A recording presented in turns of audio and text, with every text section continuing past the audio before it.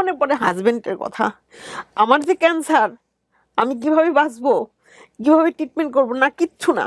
তখন ওই রাতটা আমার মেয়ে আমার কাছেই থাকে। রাত্রেবেলা দুজন কথা বলি, কথা বলে মানে সারা রাত শুধু কথাই বলি, ঘুম আর আসি না। ঘুম নেই, এসে কথা বলি, কথা বলে সকালবেলা উঠে ওর বাসায় চলে যায়। আমি ওই সকালবেলার থেকে ওই তখন থেকে আমি কি করব, কিভাবে ডাক্তারের কাছে যাব, এখন তো কোনো ডাক্তারও নাই। ছেলে মেয়ে সব কান্নাকাটি, মানে কিরকম যে বিনা মেঘে বজ্রপাত, যেটা তার চেয়ে বেশি। আল্লাহ মাফ করুক, যাদের হয়নি তারা বুঝবে না। কার সাথে কথা বলবো, কি করব কি না করবো, কিচ্ছুই বুঝতে পারতেছি না। প্রতিদিনই জানতাম যে আমি সকালেই মারা যাব, সকালে জানতাম রাত্রে মারা যাবো। কিভাবে যে দিন গেছে আর কিভাবে যে রাত গেছে, এটা ভাষায় প্রকাশ করার মতো না। শুধু ক্যালেন্ডারের দিকে তাকায় থাকতাম। কামরুন নাহার। কোনো ডাকনাম আছে? ডাকনাম এলিস। এলিস। বয়স কত এখন আনুমানিক? বয়স 53। জন্ম জেলা কোথায়? সিরাজগঞ্জ। সিরাজগঞ্জ এনায়েতপুর। ওকে, শুরু করেন আপনি। আমার বাবা যুদ্ধের সময় কি করতে জানেন? আমার বাবা যুদ্ধের সময় আমাদের এনায়েতপুর থেকে সাইকেল নিয়ে ইন্ডিয়া চলে যেত। আচ্ছা। বাংলাদেশ থেকে সে নিয়ে যেত হলো শাড়ি, আচ্ছা, লুঙ্গি, গামছা। আর সে আসার সময় সে রং নিয়ে আসতো, সুতা রং করার যে রংগুলো আছে সেগুলো সে নিয়ে আসতো। এইভাবে আমার আব্বার বিজনেসটা শুরু হয়ে যায়। আমরা তখন ছোট, আমার 2টা বোন, আমরা তখন হয়েছে আর কি। যুদ্ধ শেষ, পাবনায় চলে আসে। আমার ওইখানে বেড়ে ওঠা। আমি যখন ক্লাস 8-এ পড়ি, আমার আব্বা তখন এসে নিয়ে ফ্যাক্টরি দেয়, টুইস্ট মিল যাকে বলে, টুইস্ট মিল, সুতার মিল দেয়। দেওয়ার পরে তো ওইখানে তো কারেন্টের একটা ব্যাপার আছে। তো ওই কারেন্টের ব্যাপারের জন্য আমার মানে আমাদের বাসায় যারা আসে কারেন্টের লোকজন, তারা আমার বাসায় আসে, কারেন্টের বিল টিল করে। তো ওই সময় একটা লোক আসে, যে লোকটা কিনা আমার আব্বাকে দেখে তার অনেক ভালো লাগে। তো তার মুখ থেকেই শোনা যে আমার আব্বাকে নাকি আমার সেই লোকের আব্বার মতো লাগে আর কি, আমার বাবাকে। সে তখন কি বলে যে এনার যদি কোনো মেয়ে থাকে তাহলে আমি তাকে বিয়ে করব। আমাদের পাবনায় আমরা একদম নতুন আসছি, আমাদের যারা ওখানে স্থানীয় যারা, তারা কোনোভাবেই মানতে চায় না। খুবই কষ্ট করে আমার আব্বা স্ট্রাগল করে ওইখানে মানে থাকে আর কি, 10-12 বছর ওইখানে বাড়ি টাড়ি করে নিয়ে থাকে। থাকার পরে ওই সেই লোক আমার বাসায় আসে। আসার পরে তো বিয়ে করতে চায়, আমার আব্বা তো বিয়ে দিবে না, কারণ পাবনার লোকজনের আমার আব্বার চোখে তারা খুবই খারাপ, এক কথায় বলতে যা। পাড়ার ছেলে পেলে যে ডিস্টার্ব করে, সেই ডিস্টার্বের মুখে আমরা পড়ে যাই। চাচা আপনি মেয়েকে বিয়ে দিবেন? তো বলে না, বিয়ে দেবো না। বলে যে আমার মেয়ে ছোট, আমি বিয়ে দেবো না, এক কথাই না। তখন আমার যে ওই কারেন্টের যে বিল করে, উনার খুব জিদ চাপে যায় যে আমি এমন কি হয়ে গেছি যে আমার সাথে মেয়ে বিয়ে দেবে না, সেই বা কি হয়ে গেছে যে তার মেয়েকে বিয়েই দিবে না। তো যে কোনো মূল্যে অনেক দর কষাকষি মতো হয় আর কি। 6 মাস এভাবে চলে, চলতে চলতে শেষ পর্যন্ত আমার আব্বু হেরে যায়, আব্বা বিয়ে দিয়ে দেয়। আমার আব্বা তার সাথে বিয়ে দিয়ে দেয়। আমি তখন একদমই ছোট, যা কি আর বলবো। কোন ক্লাসে পড়েন? ক্লাস 8-এ তখন পড়ি। ওকে, 14 বছর বয়স। শ্বশুর বাড়িতে নিয়ে যায়। তো আমার হাজবেন্ডের আবার আমার চেয়ে কিন্তু বেশ অনেক বছরের বড়, মানে হিসাব করলে মানে 14-15 বছরের ছোট। আপনার দ্বিগুণ বয়সী? হ্যাঁ, ওই রকমই। শ্বশুরও ছিল কিন্তু এগ্রিকালচার অফিসার। উনি মারা গেছেন আমার বিয়ের 7 বছর আগে। আমার স্বামী হাজবেন্ডের 9টা ভাই বোন, তারা 7 বছর আগে মারা গেছে। সে চাকরি করে একা, তার ভাই বোন সবাই মিলে একসাথে থাকে আর কি, যৌথ ফ্যামিলি। তো ওইখানে আমাকে নিয়ে যায় তাদের বাড়িতে। আমি কি বলবো, আমাকে যখন নিয়ে যায়, আমার আব্বা কিন্তু মোটামুটি ছোটখাটো একটা শিল্পপতি, সেইখান থেকে আমাকে নিয়ে যায় তাদের বাসায়। একটা ঘর নাই, আমি যে থাকতাম যে ঘরটাতে, সেই ঘরের মধ্যে ধান থাকতো, ছাগল থাকতো, আমি থাকতাম। আর বৃষ্টি আসলে এমন কোনো জায়গা নাই যে সেখান থেকে পানি পড়তো না। তো বাবা দেখে বিয়ে দেয়নি? তারা তো জোর করে বিয়ে করছে, তাদের একটা প্রভাব আছে না, পাবনার মানুষ। আমরা তো ভাসতে ভাসতে আসছি এনায়েতপুর থেকে পাবনাতে। তারপরে সে চাকরিজীবী, কারেন্টে। আমার বাবার আবার ফ্যাক্টরি মিল আছে, ইলেকট্রিসিটির কোনো ঝামেলা হলে পাইতো তো আমার আব্বার ব্যবসায় শেষ। তো উনি এসে পদক্ষেপ নিয়েছে যে ব্যবসাও শেষ করে দেবো দরকার হইলে পারে। তা আব্বা বিয়ে দিছে। আসলে আমার তাকদিরে ছিল, হয়ে গেছে। তো অক্টোবরের 10 তারিখে বিয়ে হলো, না শীত না গরম। তখন তো বৃষ্টি নাই, আমি তো বুঝি নাই তখন। তারপরে যখন কিছুদিন পরে বৃষ্টি, মানে শীতের আগে বৃষ্টি হয়, তখন দেখি যে বৃষ্টি আসলে পরে সারা ঘরে এত পরিমাণে পানি, আমি কোথায় থাকবো। তখন থেকে আমার সাথে ওনার মানে একটা ভালোবাসা, হৃদ্রতা শুরু হলো। অত ছোট মানুষ আমি, কিন্তু স্বামীর ওইটা দেখে আমার নিজেরই বৃষ্টি আসলে পরে আমার ভালো লাগতো। আর এখানে বাটি, ওখানে ঘটি, ওখানে এটা ওটা প্লেট বাটি এগুলো নিয়ে নিয়ে দৌড়াদৌড়ি করতো সে। মানে কোন দিক দিয়ে পানি আসতেছে, আর তার বউ, আমি, আমার তো বাবা মোটামুটি একটা শিল্পপতি, সেইখান থেকে মেয়ে নিয়ে গেছে। তাহলে তার একটা লজ্জার ব্যাপার, কিন্তু আমাকে সে এত পরিমাণে ভালোবাসে যে আমি ওই বৃষ্টির পানি কি, তার বাড়ি নাই, তার ঘর নাই, আমার কাছে এগুলো কিছুই মনে হয় না। সে আমাকে শ্বশুরবাড়ি, আমার বাবার বাড়ি থেকে শ্বশুরবাড়ি যাইতে পানি কাদা আছে, মেন্টাল হসপিটালের ভিতর দিয়ে যাইতে হয়। মেন্টাল হসপিটালের বাউন্ডারি পার হইলে পরেই কাদা আর পানি, সেখানে আমাকে কোলে করে নিয়ে যাইতো সে। সবাই বলতে, এই দেখো ওই যে অমুকে দেখো, অমুকের বউকে কি করতেছে সে। আমাকে কিন্তু পাথাল করলে করে নিয়ে সে আমার শ্বশুরবাড়ি একদম বাসা বাড়িতে নিয়ে যায় নামাইতো। আমার শ্বশুরবাড়িটাও অনেক বড়, মানে প্রায় 4-5 বিঘার উপরে বাড়ি, এক সাইডে বাড়ি আর এক সাইডে জমি। তো আমার খুব ভাল লাগতো। 1-1.5 বছর পরে আমার একটা বাচ্চা হলো, আরেকটা হলো, তারপরে আরেকটা হলো, 3টা হওয়ার পরে আমি তখন বললাম যে আমি তো থাকবো না, আমাকে তুমি শহরের মধ্যে একটা বাসা নিয়ে আমার বাচ্চা টাচ্চাগুলো আর স্কুলে দিব, আমি এখন আমাকে নিয়ে যাও। সে নিয়ে আসলো পাবনা শহরের মধ্যে। 2 বছর 3 বছর পর ট্রান্সফার হয়ে যায়। তো আমি আমি আমার তখন 20 বছর বয়স না, কিন্তু আমার হাজবেন্ড ট্রান্সফার হয়ে গেল। ওদের সাথে 11 জনকে একবারে ট্রান্সফার করে দেয়, পানিশমেন্ট ট্রান্সফার এটা। সবাই যার যার মতো, সে সংসার শেষ, তাদের 11টা মানে 10টা সংসারে মোটামুটি শেষ পর্যায়ে। কেউ বউ নিয়ে গেছে, কেউ কারো মেয়ে নিয়ে গেছে, কেউ বউ আরেকজনের সাথে প্রেম করছে, সেই আমলেই কিন্তু বুঝেন। স্বামী চলে গেছে, কারোর বউ আরেকজনের সাথে প্রেম করে চলে যাচ্ছে, মানে এরকম একটা অবস্থা। আমার হাজবেন্ড ট্রান্সফার হয়ে 5 বছর সে বাইরে বাইরে থেকে তারপর পাবনাতে আবার আসলো। 2 ছেলেকে জেলা স্কুলে দিছি, মেয়েকে গার্লস স্কুলে দিলাম, দিয়ে লেখাপড়া শুরু হয়ে গেছে। যখন মেয়ে হয় তখন সবাই বলতো কি, এলিস কি করে, এলিস কি করে রে, কোথায় রে, ও কোথায়। ও আমার ফুপু বলতো কি, এলিস তো আয়না নিয়ে বসে আছে, মানে আয়না আমার মেয়ে। ও, আপনার মেয়ের নাম আয়না? না, মেয়ে, আমি মেয়ে কোলে নিয়ে বসে থাকতাম।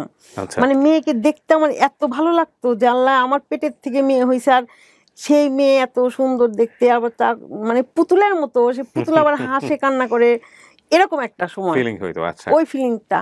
তো আমাকে সবাই সবসময় বলতো যে কি করে এলিস, কেউ পাওয়া যাচ্ছে না, কোথায় রে, ও কোথায়। সবসময় দেখতে যে আমি মেয়ে নিয়ে বসে আছি, আয়না নিয়ে বসে আছি, আমার আয়না সেটা। তো এরকম সেই মেয়ে বড় হয়ে গেল, স্কুলে যাওয়ার মতো হয়ে গেল সেই মেয়েকে। মেয়েটাও অনেক মেধাবী। মেয়ে বড় হওয়ার পরপরই মানে এমন অবস্থা হলো, যেখানে আমি আমি যে শিকারটা হলাম, আমার বাবা যে বিয়ে দিবে না, পাবনার ছেলেরা, পাড়ার ছেলেরা ডিস্টার্ব করে, আমার মেয়ের বেলায়ও সেরকম শুরু হয়ে গেল। আমার মেয়ের সাথে আমার এত বন্ধুত্ব, আমার হাজবেন্ডের সাথেও তার এত বন্ধুত্ব যে কোনো ছেলে কোনো কথা বললে পারে বাবাকে যায় বলে, আব্বু আজকে এই ছেলেটাই কথা বলছে, কি করি বলো তো। আমার হাজবেন্ড চাকরি করতো, বাজার করতো, এটুকুই তার শেষ। আর বাচ্চা কাচ্চা লেখাপড়া করানোর দায়িত্ব আমার। আমি মেয়ে বিয়ে দিব, সে বিয়ে দিবে না। মেয়ের এত বৃষ্টির মতো বিয়ে আসে, মেয়েকে রাখাই মুশকিল, সেই মেয়েকে সে বিয়ে দিবে না। কিন্তু আমি ভাবলাম যে আচ্ছা ঠিক আছে, বিয়ে দিব না, বিয়ে না দিয়ে করবোটা কি। আমার তো অনেক ছোটবেলা থেকে ইচ্ছা ছিল যে মেয়েটাকে অনার্সে ভর্তি করে দিয়ে বিয়ে দিব। তো ওনার ইচ্ছা ছিল যে আমি বিয়ে দেবো না।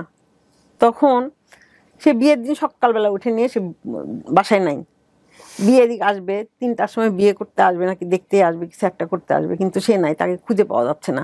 ওরকম অবস্থায় বিয়ে হয়ে যাওয়ার পরে মেয়েটাকে ঢাকায় পাঠিয়ে দিলাম।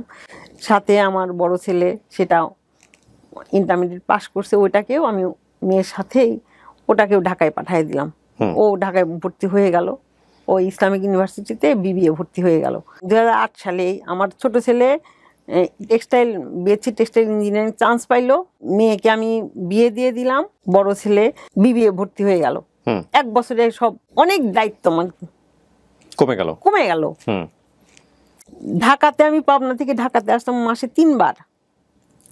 3বার এসে মেয়েকে নিয়ে যেতাম, নিয়ে আসতাম, বাসায় রান্না করে দিয়ে রেখে আসতাম, ওই 2-3 দিন থাকতাম, আবার ঢাকায় এসে থাকতাম। এইভাবে মানে সে আমার হাজবেন্ড আমাকে কি বলতো, আমার ভাই পাইছে, আমি এটা বউ পাই নাই।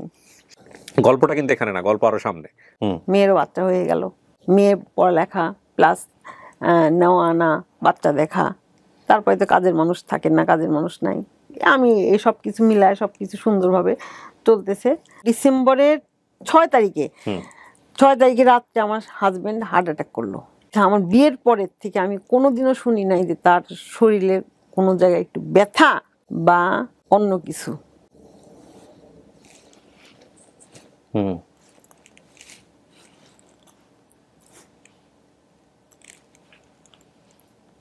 তারপরে হার্ট অ্যাটাকের দিনও সে একটা পেপার কাটিং নিয়ে এসে সে শোনাচ্ছিল আমাকে পড়ে। আমি আর আমার ছেলে, ছোট ছেলেটা শুনতেছিলাম। বলে বাবা শোনো, এই দেখো একটা পেপার নিয়ে আসছি, হার্ট অ্যাটাক হলে কেমন হয় শোনো তুমি। আমি আর আমার ছেলে পাশে দাঁড়িয়ে শুনতেছিলাম ওই কথাগুলা। ওই দিনটাই রাত্রেবেলা তার হার্ট অ্যাটাক হলো। সে কিছুই বুঝতে পারলো না।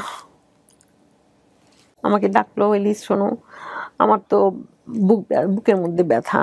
আমি দৌড়ে এসে একটা গ্যাসের ওষুধ দিলাম, খেয়ে নিয়ে বললো যে কমেনি। তো তো আমি বার্নালকে ফোন দিই। বার্নাল মানে হসপিটালে আমার হাজবেন্ডের ফ্রেন্ড। বললো যে আমি তো চলে আসছি হসপিটালে, তুই চলে আসি, আমি দেখি। আমি দেখলাম দিব্যি সে গোসল করলো, তারপরে শীতের কাপড় চোপড় পরে সুন্দরভাবে সে জুতা টুতা পরে বের হয়ে আসলো। তার কিন্তু হার্ট অ্যাটাক হয়েছে নাকি রাত্রেবেলায়। তো আসলো, আসার পরে আমি রান্না টান্না করে নিছি। তখন আমাকে ফোন দিয়ে বানাল বললো ভাবি আপনি কোথায়? আমি বললাম তো পাবনাতেই। বলে দোস্ত তো হার্ট অ্যাটাক হয়ে গেছে। আমি বলি কী বলেন আপনি? উনি না একদম সুস্থ মানুষ, হাঁটতে হাঁটতে হসপিটালে গেল। বলে ও তো বোঝে নাই, ও তো আসলে মানুষ না, ও তো অন্য কিছু, সেই জন্য বুঝতেই পারে নাই। তো আপনি আসেন। আমি অমনি সঙ্গে সঙ্গে আমার ছোটো ছেলেকে নিয়ে বের হয়ে আসলাম বাসার থেকে। 8:30টার দিকে, সকাল 8:30টার দিকে বের হয়ে এসে নিয়ে দেখলাম যে ও বসে আছে, কিন্তু একদম নর্মাল মানুষের মতো একদম বসে আছে, আমার সাথে কথা বলতেছে।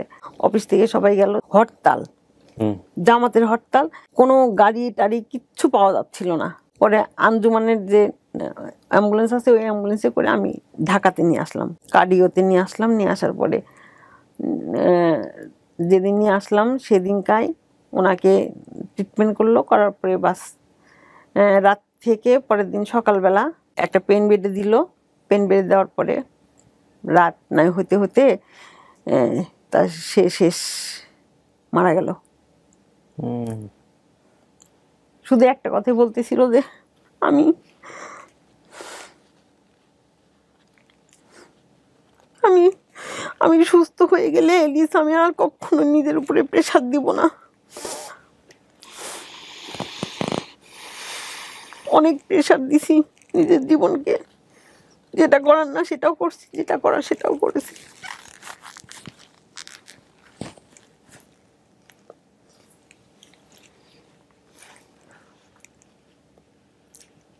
মানে এত ভালোবাসার একটা জিনিস স্বামী পাওয়ার পরে আমি আমার বাবা মা ভাই বোন সবাই দিয়ে ভুলে গেছিলাম। আমার আর কিছুই লাগতো না এই দুনিয়াতে। আমার স্বামী আর সংসার আর বাচ্চা ছাড়া আমি কাউকে চিনতাম না।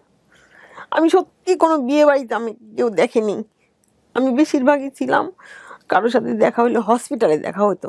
হাজবেন্ডের কথা কি বলবো, সেটা সে এত পরিমাণে বাজার করতো, এত পরিমাণে বাজার করতো যে তাকে সবাই মুরগি আলা বলতো।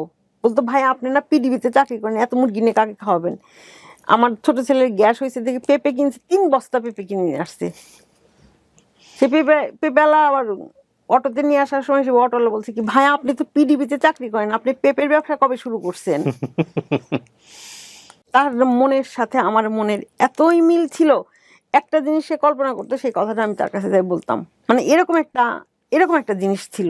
যত টাকা পয়সা সে শুধু বাজার করতো আর ছেলে মেয়ের লেখাপড়ার জন্য যেটা এইটুকি, তাছাড়া তার জীবনে সে একটা অ্যাকাউন্টও নাই, কিচ্ছু নাই।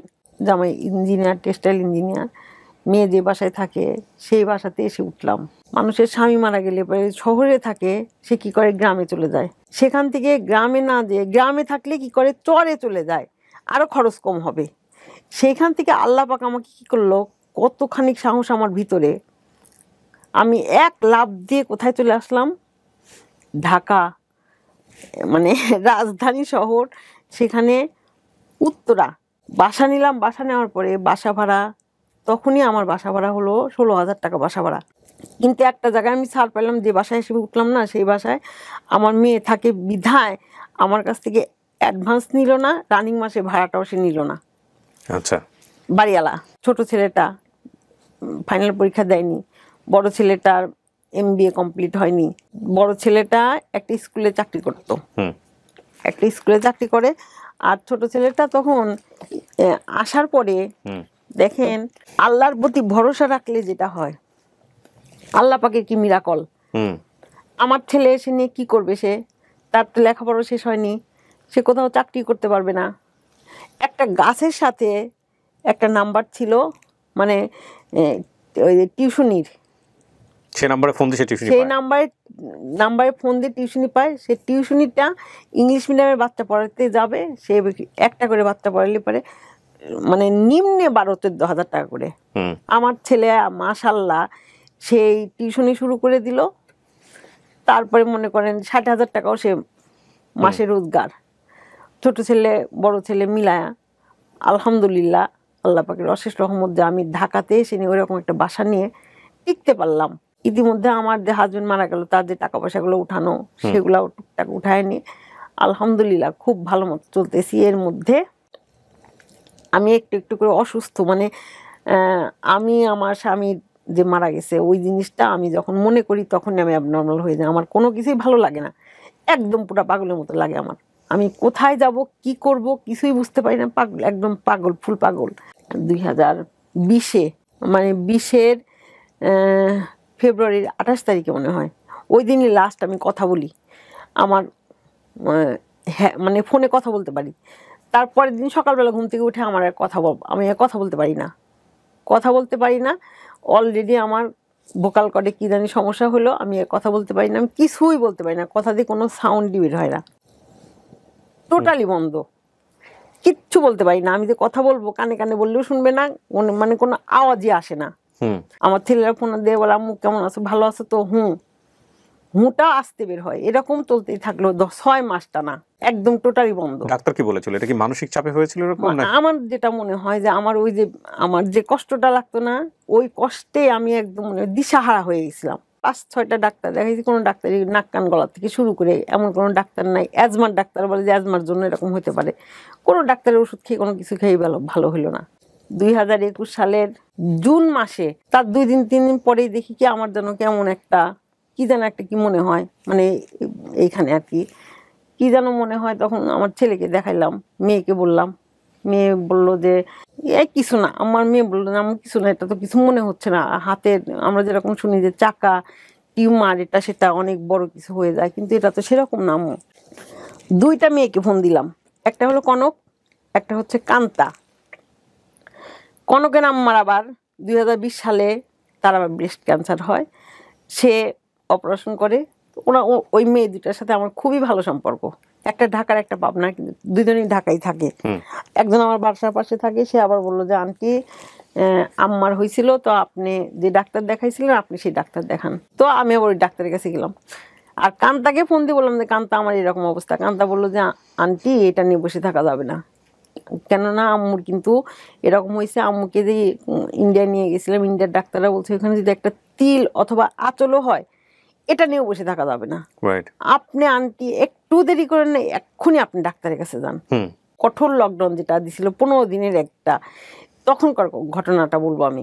ডাবল করে মাস্ক পরা লাগে, ডাক্তাররা গেলে পরে ওইখানে ডাক্তার, এখানে রুগী বসে থাকে, মাইকে কথা বলে, মানে এমন অবস্থা হয়েছিল। তো তারপরে আমি এখন আল্ট্রাসোনোগ্রাম করতে যাব, সেখানে তো দেখ কোনোভাবে সম্ভব না, আমি তো আল্ট্রাসোনোগ্রাম করবো যেখানে, সেখানে আমার পাশেই মেয়েটা বসে থাকবে। আল্ট্রাসোনোগ্রাম করতে বসলাম, তখনই আমি মেয়েটাকে জিজ্ঞেস করলাম যে মা দেখো তো আমার আসলে এখানে এরকম লাগতেছে, এখানে তেমন কিছু কি পাচ্ছ? বলে আন্টি পাইলাম তো খুব ছোট একটা জিনিস, এটা মনে হয় টিউমার, আপনি আজকে একটা ডাক্তারকে দেখান। তো আমি আবার ওইখান থেকে রিপোর্ট তো পাইলাম না পেয়ে আমি আবার ডাক্তারের একটা সিরিয়াল নাম্বার দিয়ে বাসায় চলে আসলাম। আমি তখনও জানি না যে আমার সামনে কি ওয়েট করতেছে, আমি কিন্তু জানি না। আমি মনে করছি হয়তো বা টিউমার, এতই ছোট, হাতেই পড়ে না। বড় ছেলেকে ফোন দিলাম, ফোন দিয়ে বললাম যে আমি তো আল্ট্রাসাউন্ড করে আসছি। তো বললাম আম্মু তুমি মিতালি যাও, মিতাপুকে নিয়ে যাও, আমি আসতেছি। সন্ধ্যার সময় আমাকে দেখলো, দেখার পরে সে ডক্টর ওইখানে ওই রিপোর্টটা দেখে নিয়ে এসে আমাকে কি বললো জানেন, আমাকে বের করে দিছে। আমাকে দেখে নিয়ে আমার মেয়ের ছেলের সাথে কথা বলবে দেখে আমাকে বের করে দিছে, ওনার চেম্বার থেকে বের করবো, আপনি বাইরে বসেন আমি কথা বলি।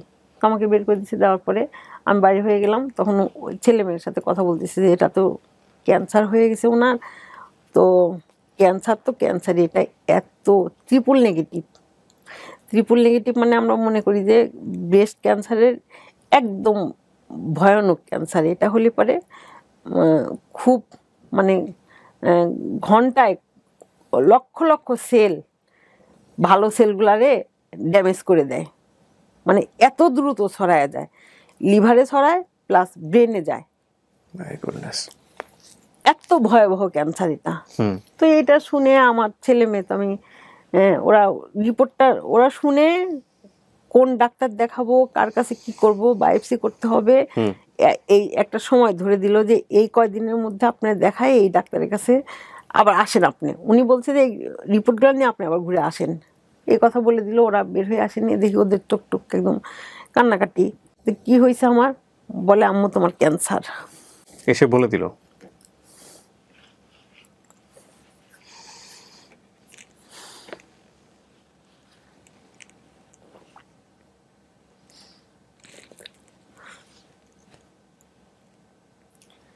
বলে দিল আম্মু তোমার তোমার তো ক্যান্সার এটা।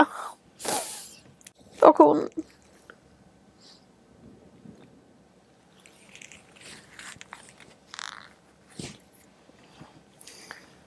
তখন ওই রাতটা আমার মেয়ে আমার কাছেই থাকে। রাত্রেবেলা দুজন কথা বলি, কথা বলে মানে সারা রাত শুধু কথাই বলি, ঘুম আর আসি না। ঘুম নেই, এসে কথা বলি, কথা বলে সকালবেলা উঠে ওর বাসায় চলে যায়। আমি ওই সকালবেলার থেকে ওই তখন থেকে আমি কি করব, কিভাবে ডাক্তারের কাছে যাব, এখন তো কোনো ডাক্তারও নাই। ছেলে মেয়ে সব কান্নাকাটি, মানে কিরকম যে বিনা মেঘে বজ্রপাত, যেটা তার চেয়ে বেশি। আল্লাহ মাফ করুক, যাদের হয়নি তারা বুঝবে না। কার সাথে কথা বলবো, কি করব কি না করব কিচ্ছুই বুঝতে পারতেছি না। শুধু মনে পড়ে হাজবেন্ডের কথা। আমার যে ক্যান্সার, আমি কিভাবে বাঁচবো, কিভাবে ট্রিটমেন্ট করব, না কিচ্ছু না। আমার খালি মনে পড়ে যে আল্লাহ ওই লোকটা কেন নাই, উনি থাকতে পারতো আমার এই টেনশন, আমার এইগুলো কিছু করতে হতো না, সবই তো সে করতো। তারপরে এইভাবে আমার, তারপরে আমাকে কান্তা বলে কি আন্টি আপনি না অনেক সাহসী। আমাকে এদিকে কনক বলে আন্টি আপনি না অনেক সাহস, আপনার না অনেক সাহস, আপনি না, আপনার হাজবেন্ড মারা যাওয়ার পরে ঢাকা উত্তরাতে এসে 16,000 টাকা বাসা ভাড়া দিয়ে থাকা শুরু করলেন। আপনি এই সাহসটা আপনাকে কে দিছিল তখন? আপনি ঘুরে দাঁড়ান, আপনার সাহস আপনাকে আনতে হবে। এইভাবে আমাকে কথা বলা শুরু করলো। আমি দেখলাম যে ঠিক আছে, এখন তো আমার কান্নাকাটি করলে আমার চেয়ে বেশি কান্নাকাটি করে ওরা, আমার ছেলে মেয়েরা। তারপরে আমি চুপে চুপে কান্নাকাটি করি, আর আমি হলো ভিডিও দেখি। আমি সার্চ দিয়ে দিয়ে ভিডিও দেখা শুরু করলাম। ইউটিউবে ভিডিও দেখেন? ইউটিউবে ভিডিও দেখি, ডক্টর ওই ক্যান্সারের বাংলাদেশে ক্যান্সারের ডক্টর এইভাবে লিখে সার্চ দিয়ে দেখি যে একদম আসে অনেকগুলো ভিডিও। সেগুলো দেখলেও অনেক সময় লাগে, 40 মিনিট করে একটা ভিডিও, 30 মিনিট এরকম একটা ভিডিও। তো ওইগুলো দেখতে থাকলাম, দেখতে দেখতে অনেক ভিডিও দেখলাম। বাংলাদেশেরটা দেখি না, আবার ইন্ডিয়াটা দেখা শুরু করলাম, মানে কলকাতারটা দেখা শুরু করলাম। তারপরে এগুলো দেখতে দেখতে আর দেখি, আর হলো আমি ডাক্তার দেখানো শুরু করলাম। আমার তো বসে থাকা যাবে না, সময় নষ্ট হয়ে যাবে। আমাকে যেহেতু ওই সুবর্ণা চৌধুরী আমাকে বলে দিল, সুবর্ণা চৌধুরী ডাক্তার, উত্তরার ডাক্তার, সে বলে দিল যে এর দেরি কিন্তু করা যাবে না। আমাকে শুধু একটা কথাই বললো, আপনার যেটাই হয়েছে, এটা নাম বলবো না, যেটাই হয়েছে আপনার দেরি করা যাবে না, আপনি খুব তাড়াতাড়ি ডাক্তারকে দেখান। জুলাই মাসের 4-5 তারিখে আমার হাতের রিপোর্টগুলো সব চলে আসলো। চলে আসার পরে কান্তার আম্মা আমাকে বলছিল, কান্তা বলছিল যে আম্মা আমাকে বলছিল যদি ইন্ডিয়াতে না করাতো তাহলে বাংলাদেশের একটা ডাক্তার দিয়ে সে করাতো। সেই ডাক্তারের নামটা আমি বললাম না, কিন্তু সেই ডাক্তারকে দিয়ে আপনি দেখাইতে পারেন। তো আমি সেই ডাক্তারের কাছে গেলাম রিপোর্টগুলো নিয়ে। সব রিপোর্ট কিন্তু আমাকে ওই সুবর্ণা চৌধুরীর কথা মতো সব রিপোর্ট করাইছি। করানোর পর আমি সবগুলো নিয়ে আমি তার কাছে গেলাম। যাওয়ার পরে সে আমাকে লিখে দিল আরও কিছু রিপোর্ট। আমি আবার সেই টেস্টগুলো করাই। সেই রিপোর্ট একটা শুধু আমি রিপোর্ট মানে টেস্ট করাই নাই, সেটা ইকো, মানে বুকে কোনো সমস্যা আছে নাকি, আমার হার্টের কোনো সমস্যা আছে নাকি। তার জন্য তো আমার এমনিতে তো ইসিজি করছে, তারপরে আলট্রাসোনোগ্রাম করছে, হার্টের তো এমনি কোনো সমস্যা নাই। যে টেস্টগুলো আমার লাগবে না সেটাও তারা দিছে, মানে যেগুলো আমার দরকার নাই সেগুলো সে দিয়ে রাখছে। সমস্ত টেস্ট করানোর পরে আমি, ডাক্তার আমাকে বসায় রাখলো সন্ধ্যা 6টার থেকে রাত 10টা পর্যন্ত বসে থাকলাম। তারপরে সে আমাকে বললো যে আপনি ইকো কেন করেন নাই, আপনার রিপোর্ট আমি দেখবো না, এই কথা বললো। বলার পরে আমাকে ঢুকতেও দিল না। আমাকে রিপোর্ট দেখে নিয়ে সেই রিপোর্টটা পাইলো না দেখে আমাকে আর দেখলো না। আমার খুব রাগ হলো। আমি যাই না, ডাক্তারে বললাম যে আপনি আমাকে দেখবেন না তো, এই একটা রিপোর্টের জন্য এটা তো আমার লাগতেছে না, কিন্তু তা আপনি দেখবেন না, ঠিক আছে আপনাকে আমি দেখাবো না। এই কথা বলে রাগ করে চলে আসলাম। চলে এসে নিয়ে রাত্রেবেলা আবার ভিডিও দেখলাম, দেখার পরে দেখি যে একটা ডক্টর, সে ওনার ভিডিওটা দেখে আমার ভালো লাগলো, তাকে দেখাইতে গেলাম সন্ধ্যার সময়। দেখাইতে যাওয়ার পরে সেই ডাক্তার আমার কথা শুনলো, শোনার পরে আমাকে জিজ্ঞেস করলো যে আপনার হাজবেন্ড কোথায়। আমি তো হাজবেন্ডের কথা তো বলতেই পারলাম না, তার আগে কান্নাকাটি শুরু করে দিলাম। সে তখন বললো যে তাহলে কার সাথে কথা বলবো আমি, আপনার তো এখন তো আর সময় নেই, আপনার তো এখন অপারেশন করতে হবে। আমি তাহলে কার সাথে কথা বলবো? আমি বললাম আমার সাথে কথা বলবেন আপনি। মানে এই মানসিক সাহসটা আমার আছে। হ্যাঁ, আমার তো মানুষ, আমি আমার সাথে কথা বলেন, কারণ ওরা আমার ছেলে মেয়ে, ওরা আমার পরেই ছেড়ে দিছে যে আম্মু তুমি যে ডাক্তারের কাছে যাবা, তুমি যা করবা সব কিছুই তুমি যেটা করবা আমরাও সেটা করবো, সেখানেই তোমাকে নিয়ে যাব, তুমি শুধু বলো কার কাছ দিয়ে করাবা। তখন ওই ডাক্তার আমাকে বললো যে মা আপনি তো 99% কাজ করে আসছেন, আপনি তো আর কিচ্ছু করা বাদ নাই, শুধু একটা টেস্ট করবেন, সেটা কোভিড-19 আছে কিনা। অপারেশন করবো, কালকে আপনার অপারেশন করতে হবে বাংলাদেশে। আমি তো ওই যে ভিডিও দেখে দেখে না আমি মানে এত শক্ত হয়ে গেছি, আল্লাহ পাক আমাকে এত সাহস দিছে যে আমার কিছু মনেই হচ্ছে না। রাত্রেবেলা আসলাম, এসে নিয়ে সবার সাথে কথাবার্তা বললাম, বলে নিয়ে রান্না করলাম, মাংস রান্না করলাম, খিচুড়ি রান্না করলাম, রান্না করে সবাই মিলে একসাথে বসে খেলাম। খাওয়া দাওয়া করে নিয়ে পরের দিন সকালবেলা গোসল টোসল করলাম, যে অপারেশন করলে পাই তো আবার কয়দিন থাকতে হবে এটা তো জানি না। হয়তো ভাবলাম যে মরে যদি যাই, এটাও মনের মধ্যে বলতেছে যে মরে যদি যাই। 4টার দিকে আমাকে অপারেশন করালো।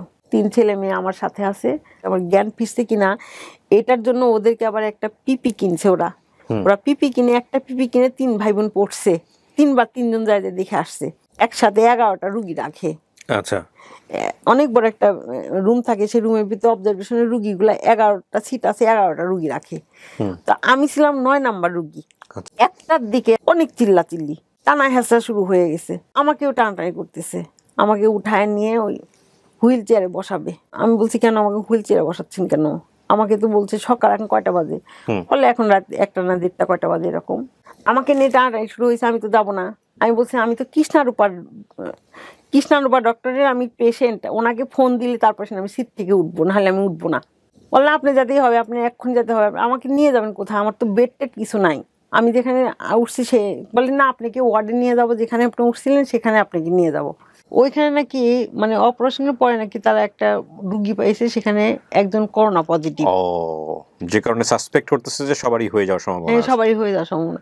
এত করে চিৎকার, ব্যথায় কষ্টে কান্নাকাটি, সবাই এতগুলার মানুষ যদি একসাথে কান্নাকাটি করে কেমন একটা অবস্থা। অপারেশন শেষ আমার, তখন থেকে শুরু হলো আমার ক্যান্সারের পরে যে ট্রিটমেন্ট। ক্যান্সার হলে তাকে কেমো নিতেই হবে। বায়োপসি করলো আমাকে, 3 দিন রাখার পরে বায়োপসির রেজাল্টটা আসলো। আমার এমনই একটা ভয়ঙ্কর ক্যান্সার, এখানে রেডিও কেমো সবই নিতে হবে। এখান থেকে আমার কোনো নিস্তার নাই। এর আগে তো আমি অনেকগুলো ভিডিও দেখে ফেলছি যে কেমো আসলে ক্যান্সারের রুগী মারা যায় না, রুগী মারা যায় কেমোতে। মানে কেমোর যে একটা যে শরীরের মধ্যে যে একটা ধকল, এই ধকলটা সামাল দিতে উঠতে পারে না। তো আমার 1 নম্বরের কথা, কেমো নিব না। আমার ক্যান্সার হয়েছে, আমি ক্যান্সার কেটে ফেলে দিছি, আমার আর কোনো অসুবিধা নাই।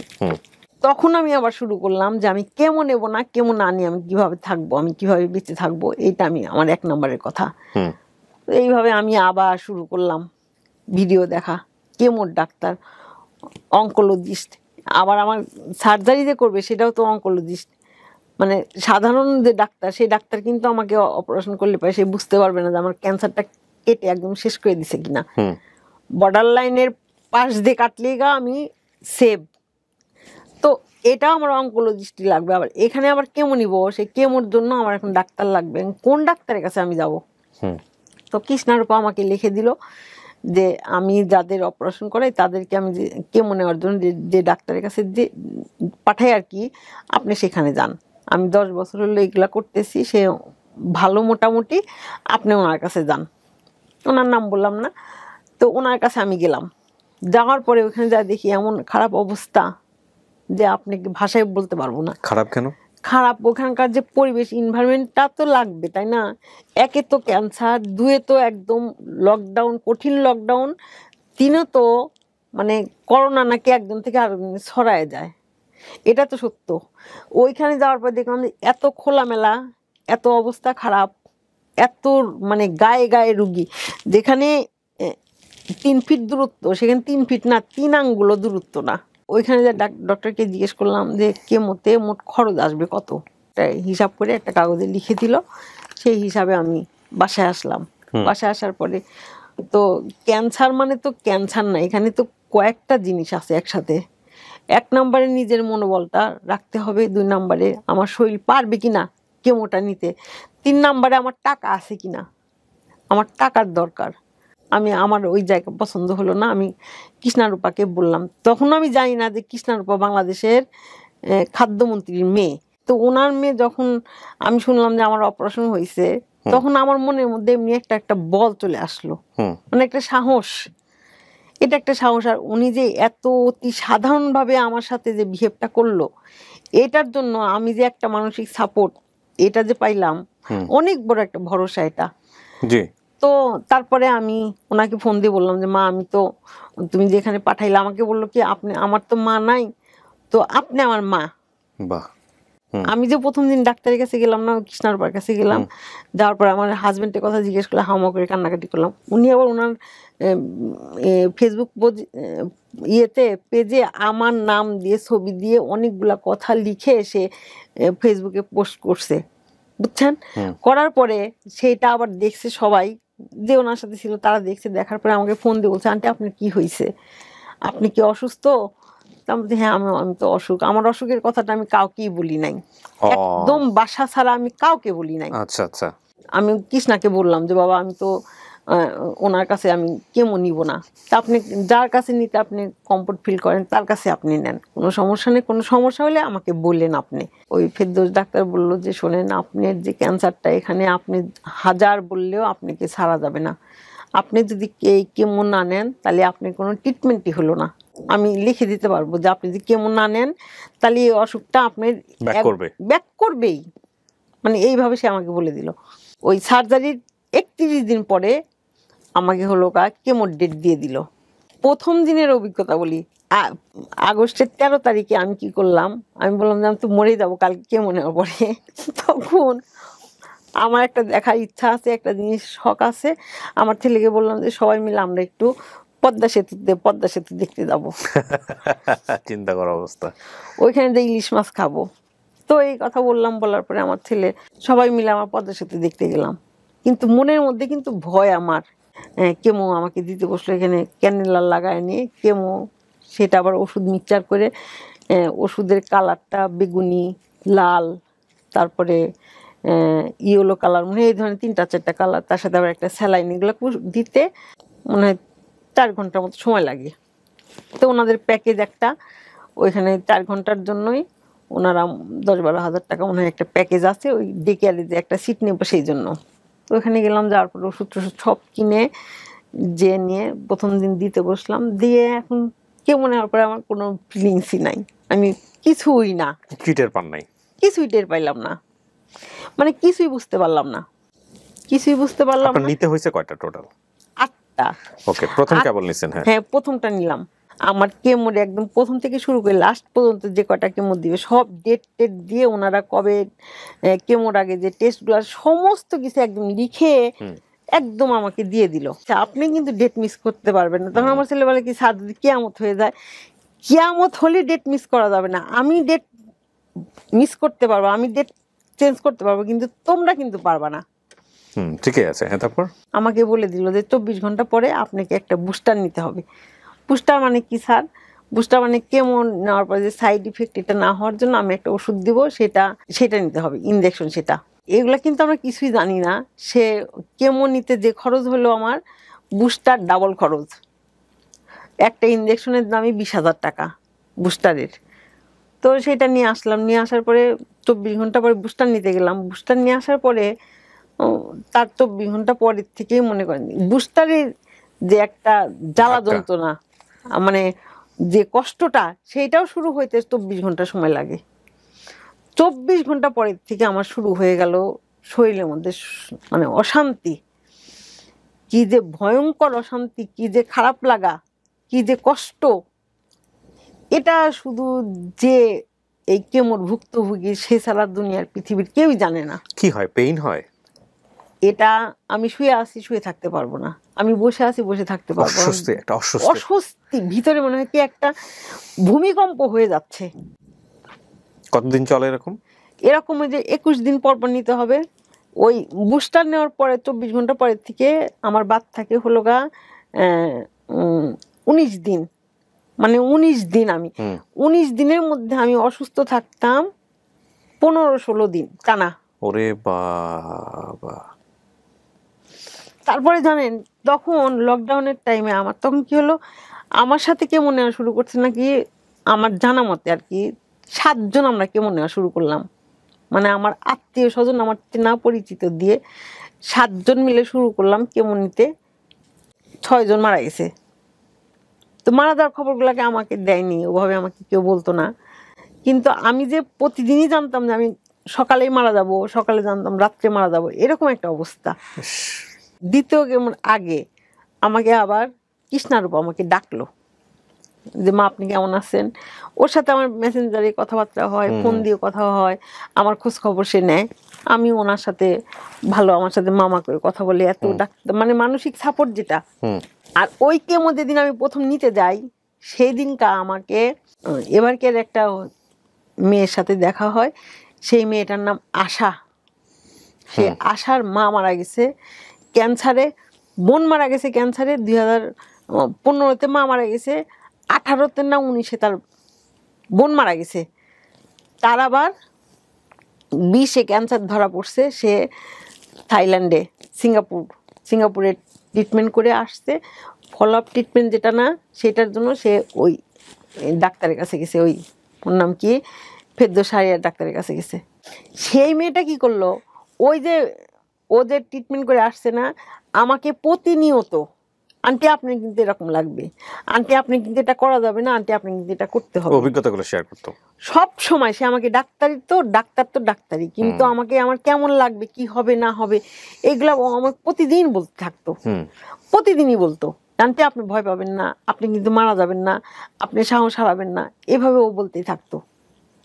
এটা খান, ওটা খান, এভাবে চলেন, এইগুলো আমাকে বলতো। আমার একটা একটা করতে করতে 4টা কেমো নেওয়া হয়ে গেল। কিন্তু আমাকে ডাক্তার কি বলছিল যে 4টা কেমো আপনার একই ওষুধ হবে, 5টা 6টা 7টা 8টা, এই বাকি 4টা কেমো এগুলো একটু ওষুধ বেশি। তার মানে আমি দিছিলাম বড় কেমোগুলা। আমার ভাষা এটা যে ছোট কেমো এগুলা 4টা ছোট কেমো আর 4টা বড় কেমো। আমার চুল উঠে গেল, চুল উঠে একদমই সবই শেষ। 2টার বেলায় আমার চুল উঠে একদম নাড়া হয়ে গেলাম। আর চেহারার তো কি অবস্থা সেটা তো ভাষায় প্রকাশ করার মতো না। আমার হাতে পায়ে একদম পুরা কালো হয়ে গেল, জিভটা পুরা আপনার গেঞ্জির কালার হয়ে গেল, আমি কিছুই খেতে পারতাম না।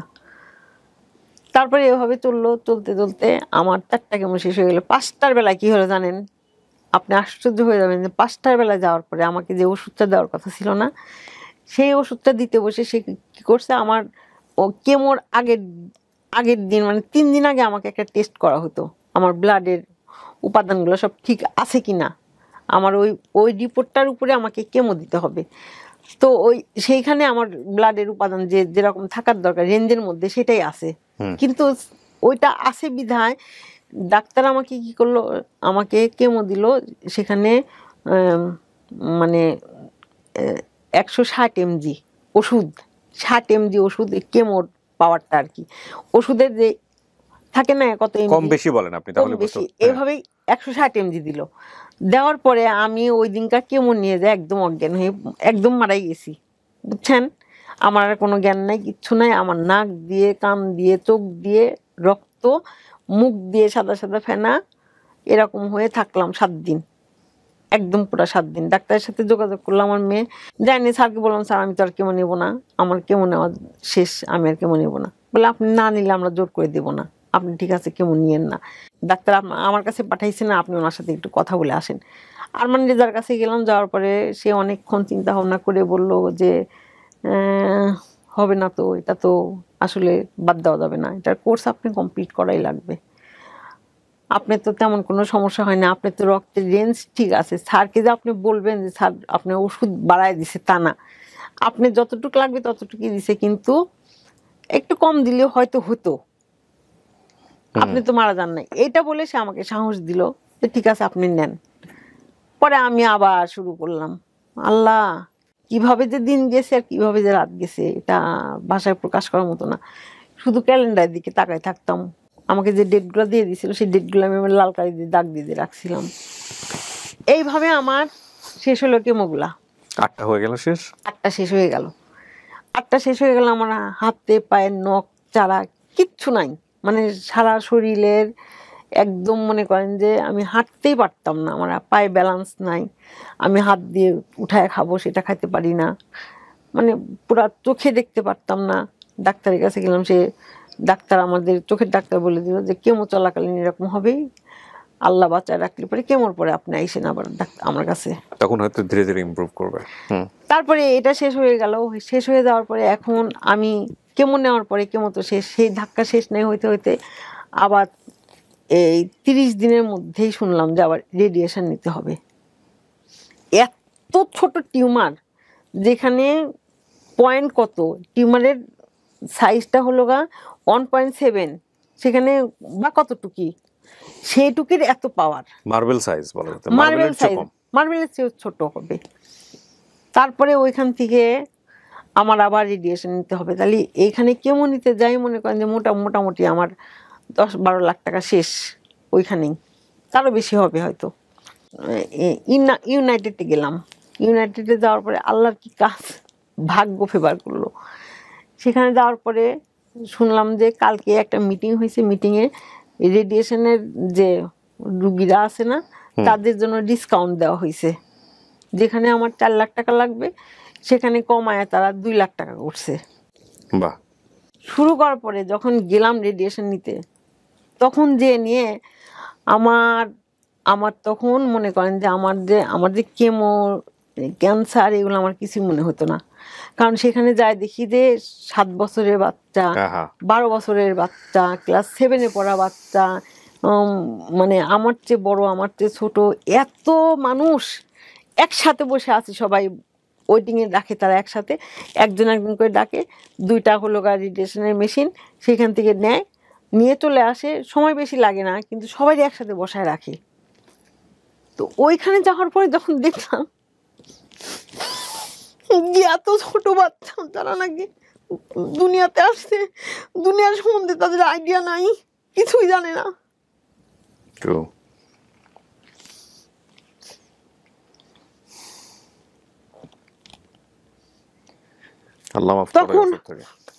তখন আর আমার কোনো দুঃখ থাকতো না, আমার আর তখন কোনো দুঃখ নাই, আমি একদম পুরা স্বাভাবিক।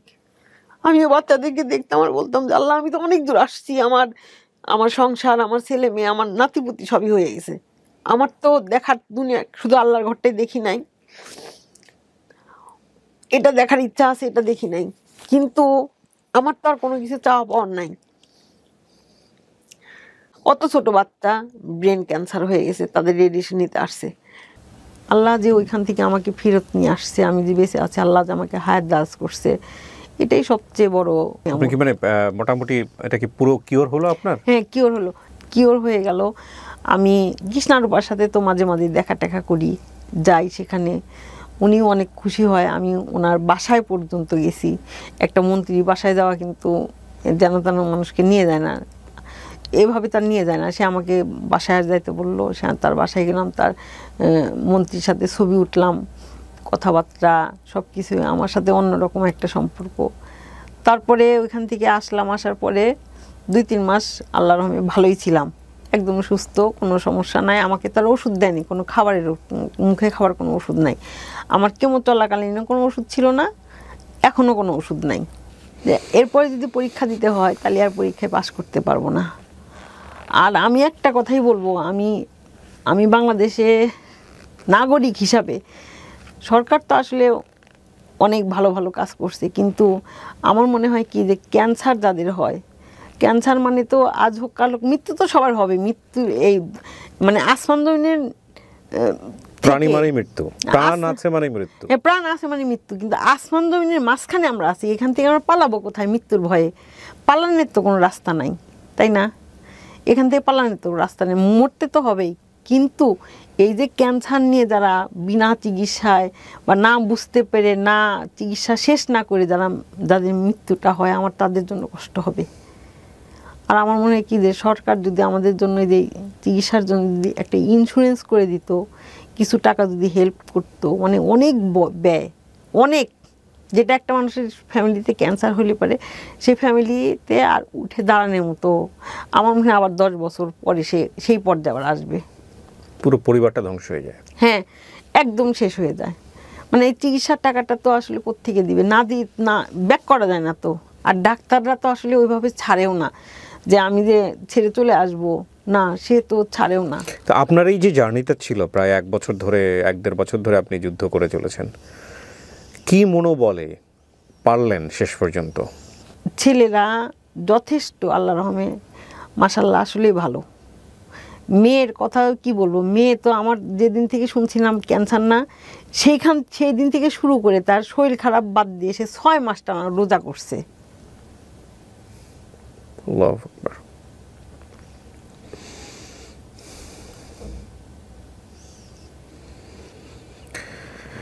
শেষ কথা যেটা বলতে চাই আমি সবার জন্য, সেটা হচ্ছে যে রোগের উপরে আমাদের কারোরই হাত নাই। পৃথিবীতে একটা রোগ যেটার আসলে কোনো এটা করলে ক্যান্সার হবে এই রকম কোনো গ্যারান্টি নাই।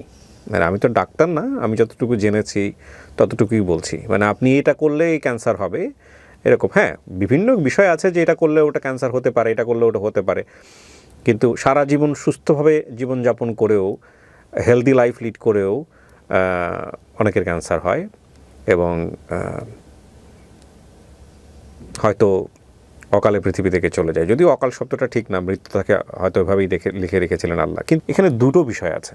একটা হলো যে যখন আপনি ক্যান্সারের সাথে ফাইট করার জন্য প্রস্তুতি নিচ্ছেন, আপনি যখন জানলেন যে আপনার ক্যান্সার, ওই সময়টাতে একটা মানুষের মানসিক অবস্থাটা কতটা ভয়াবহ হয়। এবং 2-3টা বিষয় এখানে। একটা হচ্ছে যে বেঁচে থাকার জন্য একটা লড়াই, বেঁচে থাকার প্রক্রিয়াগত যেই বিষয়গুলো, সেগুলো কিন্তু কোনোটাই খুব ইজি না, খুব টাফ। চিকিৎসা অত্যন্ত ব্যয়বহুল, সেটা দেশে তো ব্যয়বহুলই, দেশের বাইরেও ব্যয়বহুল। এবং আপনি যদি ফিরেও আসেন, আপনাকে সারা জীবন ধরে চিন্তা করতে হবে, অলওয়েজ ফলো আপের মধ্যে থাকতে হবে। এবং মানে আমরা যারা পৃথিবীতে বেঁচে থাকি, একটা নর্মাল লাইফ লিড করি, সোকল নর্মাল লাইফ যেটাকে বলি, তারা তো আসলে ওই চাপটা নিতে হয় না যে আমার শরীরের মধ্যে কিছু একটা আছে, সেটা যে কোনো মুহূর্তে আমাকে মেরে ফেলতে পারে, যে কোনো মুহূর্তে আমি একটা কলাপস জায়গাতে চলে যেতে পারি।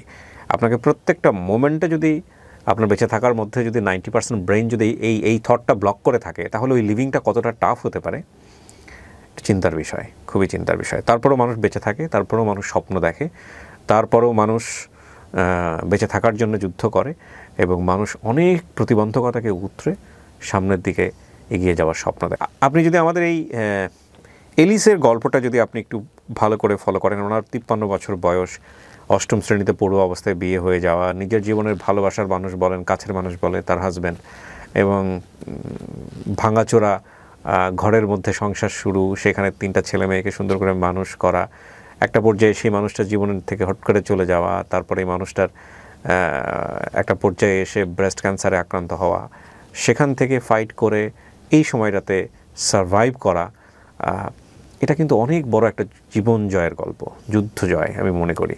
এবং যে সময়টাতে উনি ফাইট করেছেন সেটা কোভিডের সময়। কোভিড 2020 সালে কী অবস্থায় ছিল, এটা আপনাকে আমাকে নতুন করে মনে করে দেওয়ার কোনো প্রয়োজন নাই। তো আমি শুধু একটা কথাই বলতে চাই, নেভার বি হোপলেস। আর একটা বিষয়ে সবাইকে আমি সতর্ক করব, সেটা হচ্ছে ব্রেস্ট ক্যান্সারের ব্যাপারে। দেখুন, ছেলে মেয়ে নির্বিশেষে, যদিও এটা বেশিরভাগই মেয়েদের রোগ, এটা তো আসলে রোগ না, একটা সিচুয়েশন আমি বলি। বাড়িতে মা বোন থাকলে যারা সচেতন ব্যক্তি আছেন, তাদের দায়িত্ব হচ্ছে এই ব্যাপারে তাদেরকে সচেতন করা। কিছু পরীক্ষা নিরীক্ষার ব্যাপার আছে যেটা ঘরে বসেই করা যায়। সে বিষয়ে যাদের একটু বয়স হয়েছে, বিশেষ করে ঘরে যদি মা থেকে থাকে বা দাদির বয়সী কেউ থেকে থাকেন, তাদেরকে একটু বিষয়গুলো নিয়ে অ্যাওয়ার করা। এবং একটা বোধহয় আছে যে সরকার থেকেও এখন বলা হচ্ছে যে একটা নির্দিষ্ট বয়সের পর, এটাকে সম্ভবত মেমোগ্রাফি বলে, এটা করে ফেলানো, যে আপনার শরীরে এরকম কোনো সম্ভাবনা আছে কিনা। আর ব্রেস্ট ক্যান্সার কিন্তু প্রচুর মানুষ সারা বিশ্বে মারা যায়, সুতরাং এই বিষয়টা নিয়ে আমাদের অবশ্যই সচেতন থাকতে হবে। আমি অনেক ধন্যবাদ জানাই আপনাকে যে জি ছেলে মেয়েগুলার আসছে কয়জন আসছে আজকে? দুজন আসছে, আমরা তাকে ভিতরে নিয়ে আসি তাহলে। আচ্ছা, নাম জিজ্ঞেস করে নিই, আপনার নাম? মোহাম্মদ মোশাইল হোসেন। মোশাইল হোসেন। আর আপনার নাম? উম্মে হাবিবা। উম্মে হাবিবা। আপনি কি জানেন আপনি আপনার মায়ের কাছে শাকিব খানের মতো সুন্দর? আপনার মামা বলতেছিল। আপনার ভাই বোন কতজন? আমরা হলো 2 ভাই 1 বোন। আপনি বড়? না, আমি সবার ছোট। সবার ছোট। আমি সবার বড়। আপনি 6 মাস রোজা করছেন আপনার মায়ের জন্য ক্যান্সারের সময়টাতে। আপনার বাবা তো হুট করেই চলে গেছে, তাই না? তো এরপরে যখন মার এরকম একটা রোগ ধরা পড়লো এবং এটা কোভিড-19 সবচাইতে পিক টাইমটাতে, ওই সময়টাতে আসলে কি অবস্থায় যাচ্ছিল ফ্যামিলিটা, আপনি একটু বলেন তো। মনে হচ্ছিল দরকার যে আম্মুকে বুঝাই যে এটা কিছু না, আসলে আম্মু অবশ্যই ঠিক হবে। আর এদিকে আমরা 3 ভাই বোন শুধু চিন্তা করতেছিলাম যে এটা একটা টাকা পয়সার একটা ব্যাপার ফার্স্ট, আর সেকেন্ড হচ্ছে আসলে ক্যান্সারের তো মানে জেনারেলি সবাই জানে যে ক্যান্সারের অ্যান্সার নাই, এরকম যে একটা ধারণা সবার থাকেই। তো ওই ধারণা থেকে মনে হচ্ছিল যে আম্মু কি তাহলে বাঁচবে না, আমাদের কি ওই পরিমাণ টাকা কি আমরা অ্যারেঞ্জ করতে পারবো না। কত টাকা খরচ হয়েছে এখন পর্যন্ত আপনাদের এই ক্যান্সারের পিছনে? 30 লাখ হবে। 30 লাখের মতো? 30 লাখের মতো। আপনারা বাংলাদেশ থেকে কি বেস্ট ট্রিটমেন্ট নিতে পেরেছেন? একদম একদম একদম লেটেস্ট বেস্ট ট্রিটমেন্ট। একদম। আমার বলতেই হবে, আমি ডাক্তারদের কাছে কৃতজ্ঞ। আপনি বারবার বলছিলেন কৃষ্ণা দেবনাথ বোধহয়, না ওনার নাম? কৃষ্ণারূপা মজুমদার। আচ্ছা, কৃষ্ণারূপা, মানে আমি 3টা ডাক্তারের যে সাপোর্টটা পাইছি না, এটা আমি মৃত্যুর আগ পর্যন্ত মনে রাখবো। এবং বাংলাদেশে যদি কোনো ডাক্তার এনাদের বিরুদ্ধে যদি কেউ কোনো কথা বলে, আমি হয়তো মানবো না। সত্যি কথা যেটা। এখন আমার এই 3টা ছেলে মেয়ে নিয়ে যখন ডাক্তারের কাছে গেছি না, ফেরদৌসাহিয়ার ডাক্তার, অ্যাপোলো হসপিটালের, এভার কেয়ারের, এখন তো এভার কেয়ার, ওইখানকার ডাক্তাররা না আমাকে আপা বলতো, আর আমার ছেলে মেয়েগুলারে ভাগনা ভাগ্নি বলতো। বাহ, খুব চমৎকার। এটা তো শুনলে খুব ভালো লাগলো যে বাংলাদেশের ডাক্তারদের সম্পর্কে আমরা সবসময় নেগেটিভ জিনিসগুলোই দেখি পত্রপত্রিকা, টেলিভিশনে। নেগেটিভ কথা তো আমি একটা ডাক্তারের কথা বলবো না, সেটা আপনি বলেন নাই, হাইড করেন, বলি নাই। কিন্তু আসলেই যে ডাক্তারদের যে এই বিশেষ করে ক্যান্সার রোগীদের জন্য যে মানসিক সাপোর্টটা, এইটা যে কি পরিমাণ লাগে। কান্তা তো সবসময় বলতো, আর এই যে কনক সবসময় বলতো যে আর আমার ছেলে মেয়ে তো আমার এরা তো আমার ওনারা ক্যান্সারের পেশেন্ট ডাইরেক্টলি হ্যান্ডেল করছে, যেমন ওনাদের মা সমস্যা হয়েছে, মানে ওনারা যেহেতু ডাইরেক্টলি দেখছে যে কিভাবে ক্যান্সারের ট্রিটমেন্ট করতেছে, তারা বাইরে ট্রিটমেন্ট করাইছে, তাদের ক্ষেত্রে কাউন্সিলিং করে কিভাবে ডাক্তাররা তাদেরকে নিয়ে একসঙ্গে মানে কিভাবে মানে ইন্সপিরেশন দিতে পারে যে না এটা কোনো সমস্যা না, কিউরেবল। এখন এটা কিন্তু পৃথিবীতে এটা একটা অদ্ভুত ব্যাপার আছে, এটার মনোবিজ্ঞানী যারা তো খুব ভালো ব্যাখ্যা দিতে পারবেন। সেটা হচ্ছে আপনি যদি পজিটিভ এনার্জির মধ্যে বসবাস করেন, আপনি নিজেও পজিটিভ ভাইব পাবেন, স্প্রেড করে আলটিমেটলি। আর আপনি যদি সবসময় ফ্রাস্ট্রেটেড থাকেন বা ফ্রাস্ট্রেটেড বিষয়গুলো নিয়ে ডিসকাস করেন, আপনি যদি ওগুলো এক্সারসাইজ করতে পছন্দ করেন, তাহলে দেখবেন যে আপনার জীবনটাও এরকম একদম ফ্রাস্ট্রেশনে ভরে গেছে। সো এই জন্যে চেষ্টা করা উচিত যে বেস্ট কোম্পানিগুলো বের করা যায়, যে আমাকে গুড ভাইব দিতে পারে, যে আমাকে বেটার থট দিতে পারে, যে আমাকে ফাইট করার শক্তি দিতে পারে। সো এটা খুব গুরুত্বপূর্ণ সিলেকশনের জায়গাটাতে। আমি অনেক ধন্যবাদ জানাই। আপনাদের এই গল্পটা অনেকের জন্য অনুপ্রেরণার হবে আমি মনে করি, এবং আন্টির জন্য অনেক অনেক শুভকামনা থাকছে। ইনশাল্লাহ ভালো কিছুই হবে ভবিষ্যতে। নেগেটিভ চিন্তা করা যাবে না, যেটা আপনি ওভারকাম করে আসছেন সেটা আপনার কাছে আসবে না। এবং এই দোয়া করি, শেষ করি তাহলে আজকের মতো। হ্যাঁ, অনেক ভালো। আমার মেয়ের একটা গান শুনি। আপনি গান গাইতে পারেন? আচ্ছা, তাহলে আমরা শুনতে পারি, আপনি যদি গেয়ে শোনান আমাদেরকে ছোট করে। জেমসের ওই গানটা, কান্নায় লাভ নেই। ও আচ্ছা, এটা আমার ভাইটা